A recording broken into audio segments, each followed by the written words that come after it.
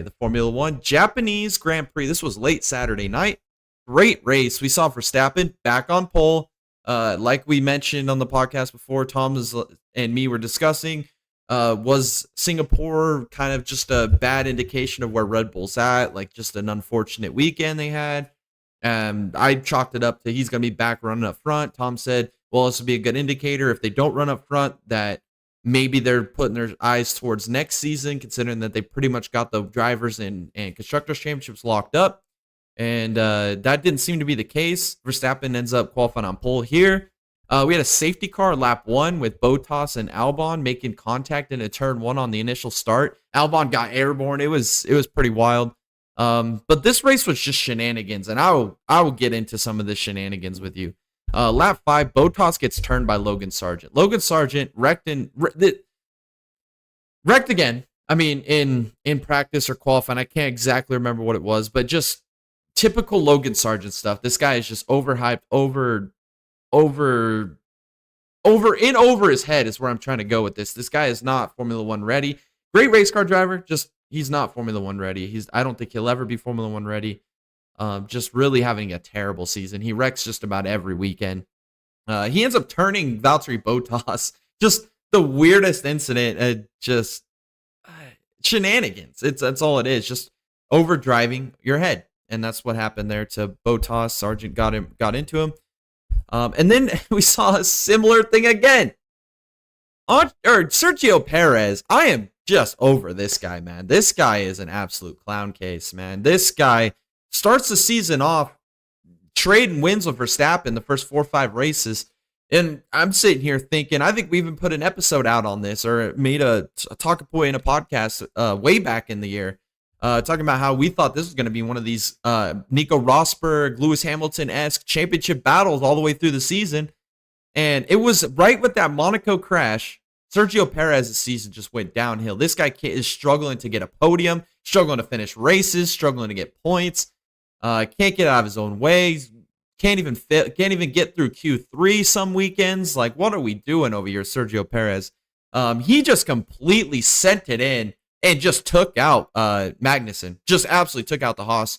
Just absolute shenanigans. That's going to nominate Sergio Perez as a bonehead move of the week. Just what an absolute clown.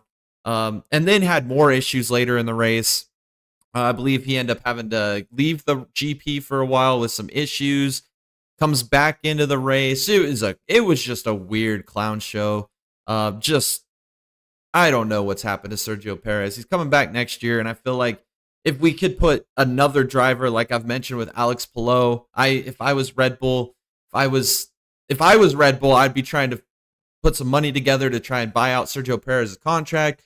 Maybe buy out Alex Palou's IndyCar contract with McLaren, all that shenanigans that's going on over there that we could get into, but I don't want to right now because there's a lot to unpack there.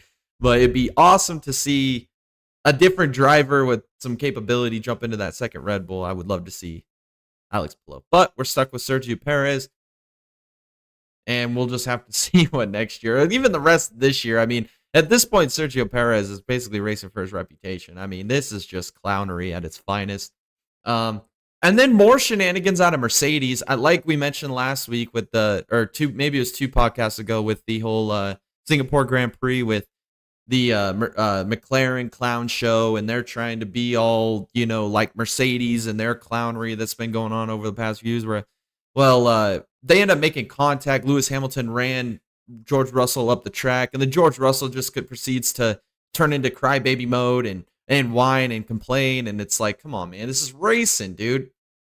And you can't even really be mad at George Russell in this situation, because if the roles were reversed, Lewis Hamilton would be doing the same thing. So just McLaren, Mercedes, just absolute clowns, just a clown show. That's what I could describe this race as, just an absolute clown show. I mean, and then you got the Mercedes, Oscar Piastri. They did a undercut pit, end up leaping over Lando Norris here. And then on lap 27, Lando Norris is running behind Piastri, and he's begging for team orders to let him by, let me by, I'm faster, and just whining and moaning and complaining, just doing what he does best. And they end up making Piastri give the spot over to Lando Norris, which is common in Formula One. Like, there's nothing wrong with that. I get it; it's team orders, but just to sit there and whine and complain as long as he did, I mean, I feel like it just goes from the top to the bottom, right? With Mercedes, it's Toto Wolff, and then it just trickles down through the team, and then the drivers are clowns, and they whine and cry and complain. Same with McLaren, Zach Brown. He's just a clown himself, and then it trickles down to the drivers, and it's just these two teams, man. They don't do what these other teams do, where they go out and just race and try to be the best they can be. And that's what we saw throughout this race. And there's really no competition for the win. Verstappen won this race in pretty convincing fashion. And then the McLarens, P2 and P3, Norris, P2, Piastri, P3. Verstappen, fastest lap. He's sitting at an even 400 points for the championship, well ahead. But the big note here is Red Bull clinched the Constructors title this weekend. So no matter what happens for the rest of the season, they could DNF in every race. And another constructor could win every race. They can't mathematically beat the Red Bulls and the Constructors. Constructors is sealed up for Red Bull this season. So big time news there. And I will go over the top 3 in the driver standings, because Lewis Hamilton is actually closing this gap on Sergio Perez. That's what I'm saying. Sergio Perez race for his reputation for the rest of the season. Here it is.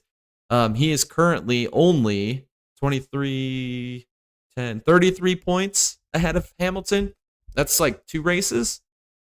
So if Perez does some stuff that he does this weekend again, 2 weekends in a row, Hamilton could be right there within 5-6. Maybe if gets back-to-back podiums, Perez don't get no points, maybe he can be right there within 1 or 2, maybe even take it from him.